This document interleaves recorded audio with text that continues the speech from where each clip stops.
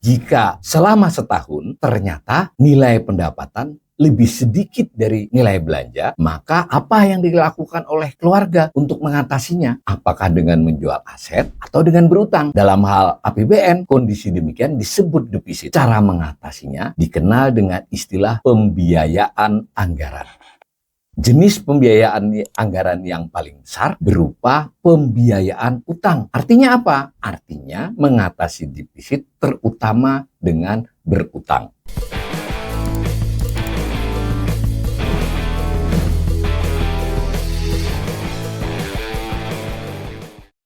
Cara memahami anggaran pendapatan dan belanja negara atau APBN sebenarnya serupa saja dengan mengamati kondisi keuangan suatu rumah tangga atau keluarga. Kondisi keuangan rumah tangga atau keluarga tersebut yang dapat dihitung kondisinya selama setahun. Pertama, dilihat berapa pendapatannya, lalu apa sumbernya, misalkan dari gaji, upah, atau keuntungan usaha. Dalam hal pendapatan di APBN, ada yang disebut penerimaan perpajakan dari 7 macam jenis pajak. Ada pula yang disebut penerimaan negara bukan pajak. Antara lain penerimaan sumber daya alam dan bagian dari keuntungan badan usaha milik negara.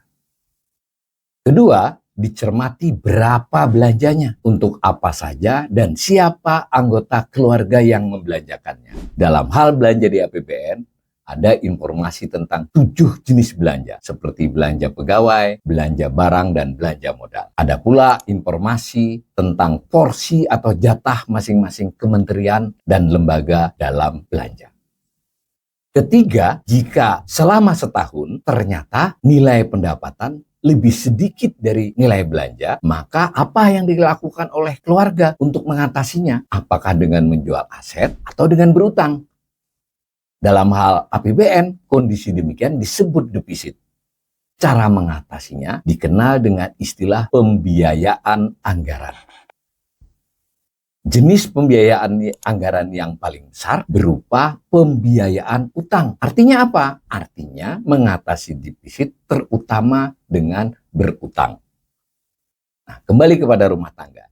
Ada rumah tangga yang cara hidupnya terbilang boros. Nilai belanjanya terus bertambah dari waktu ke waktu. Juga diperuntukkan untuk hal-hal kurang penting dan mendesak. Serta menyukai barang-barang yang berharga mahal misalnya.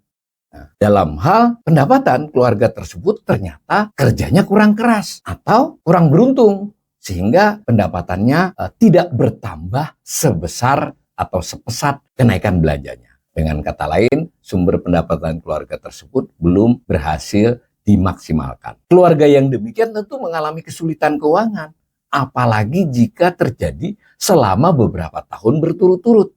Maka dalam hal demikian, biasanya keluarga tersebut terpaksa mengurangi porsi keuangan untuk hal-hal lain yang justru lebih penting. Misal pendidikan, membeli barang-barang yang mestinya untuk membuat keluarganya menjadi lebih nyaman. Langkah teoritis sebenarnya kan sederhana buat keluarga tersebut, yaitu kurangi pemborosan belanja dan lebih rajin bekerja atau berusaha keras menambah pendapatan. Dalam hal karena sudah bertahun-tahun terpaksa berutang, maka diupayakan mencari sumber utang yang tidak terlampau berat, baik dalam hal waktu pembayaran pokok utang maupun biaya bunganya. Misalnya jika melalui pinjol tentu akan memberatkan, tetapi jika umpama melalui koperasi simpan pinjam, itu mungkin bisa lebih ringan. Keluarga tersebut juga bisa saja berusaha meningkatkan pendapatan dengan melakukan investasi. Tetapi masalahnya keluarga tadi kan sudah kesulitan. Sehingga kalau dia memaksakan investasi, ya itu berarti dia terpaksa juga harus berutang lagi. Nah, tentu ini memerlukan perhitungan yang lebih hati-hati. Bagaimana dengan APBN? Ya serupa dengan rumah tangga tadi. Tetapi APBN ini adalah rumah tangga besar, rumah tangga negara. Anggota keluarganya sangat banyak. Dan celakanya ada anggota keluarga yang tidak peduli dengan nasib anggota keluarga yang lain. Pihak ini sebetulnya tidak banyak, namun sering memiliki kekuasaan besar menentukan apa yang akan dilakukan oleh rumah tangga. Bahkan lebih dari tidak peduli, mereka sering mengambil keuntungan materi dari kesusahan rumah tangga.